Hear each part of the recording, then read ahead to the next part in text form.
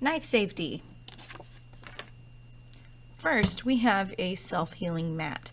This is great in the classroom. You can also buy these to have them at home if you want to do more sculptures at home, cutting any kind of paper or cardboard. This is Westcott brand. You can find these in the crafting section, especially near the crickets and the vinyl cutting. So, I have a couple of different types of box cutters here. Knife safety is going to be the same if you're using a box cutter or an X-Acto knife. So with a box cutter, when you store it, you want to make sure that you have the blade all the way down. And when you're ready to use it, you'll click and drag it up. Now, I want to make sure that I am not going to have this protruding too far because I want to make sure it's nice and sturdy when I'm actually cutting. The sharp blade is this on the downside, so the angle will be out and away. These little grooves here, if you can see that line, this is where the blade snaps. So once this becomes too dull to cut, you can actually snap these off. Now there's a technique for that I will not be showing you today, but you can ask an adult for help.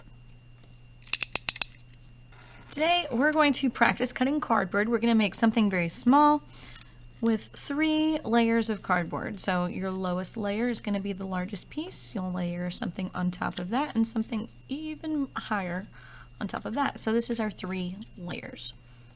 This is Sailor Moon's transformation compact from the anime Sailor Moon.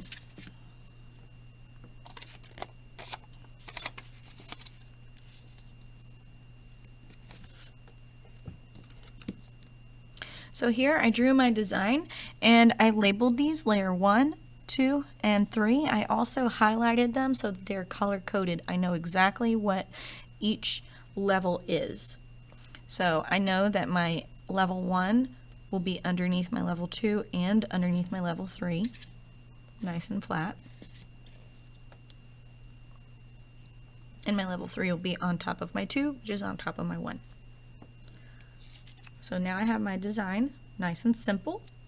Get my cardboard. Anytime that you are going to trace something, you want to make sure that you leave enough room for you to work with and make more shapes. So I'm going to put my largest circle here in the corner, very close to the edge. Do not put it in the center, because just like a cookie, when you're cutting out cookie dough, if I need to make my smaller circle, it's hanging off the edge here. I no longer have room for both of these. So I'll scoot this to the top, and that way I have room for both circles. So I have my large circle and I have my small circle. As you can see, this is the bell that I use in class, and it's perfect. That's exactly the width that I want between my 2 pieces. So close to the edge of the cardboard, trace my circle. So that's the largest piece. Now I'm going to get my second largest piece that goes on top.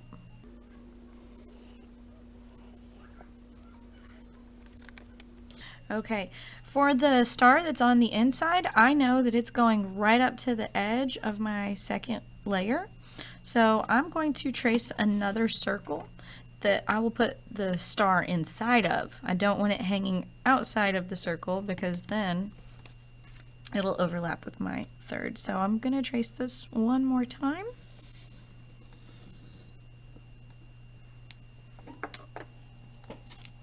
And now I will cut out my largest piece. So carefully click. Want to make sure that this is still kind of inside, because as you can see it's a little bit loose. When you hold your cutting tool, your pointer finger goes on top so that when you cut down, you have enough force. You can actually control the knife. So I will stick the blade down into the cardboard, tilt it so that the blade itself is touching the cardboard, and cut. You always pull towards your body, so you do not cut side to side. You don't have as much control. You have more control when you're pulling down towards you. So I'm going to find where I want to start cutting. I'll start here on the outside. Anytime you have a round or circular edge, you're going to go very, very slow, which you want to go slow anyway, but slower when it's round. Okay? So I stick my knife down and pull. And I'm holding very, very carefully and slowly turning the knife. That's as far as I can get before this is bending too much. So I rotate. I'm going to put the knife in just a little bit into the same position, slowly pull. That's close enough to the edge, I can snap that off. Now here, same thing. I'm going to start further back where I was cutting so that this is nice and smooth.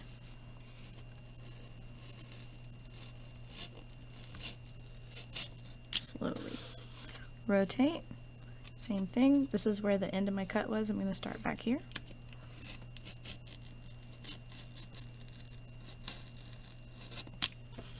Rotate. Start back here. Rotate.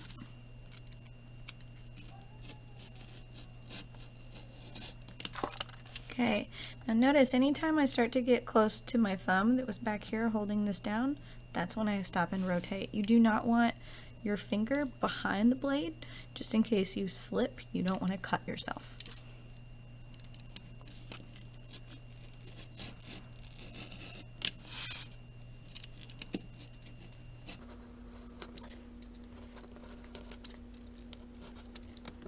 Alright, now I have my first circle. There may be some spots that I need to go back over, like here and here. It won't move.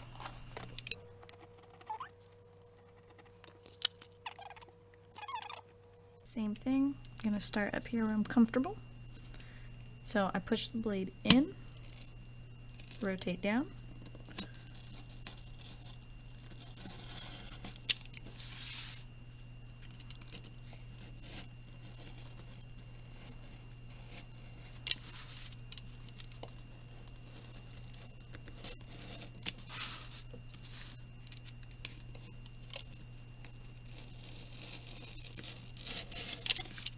Okay, I'm going to remove this extra so it's not in the way.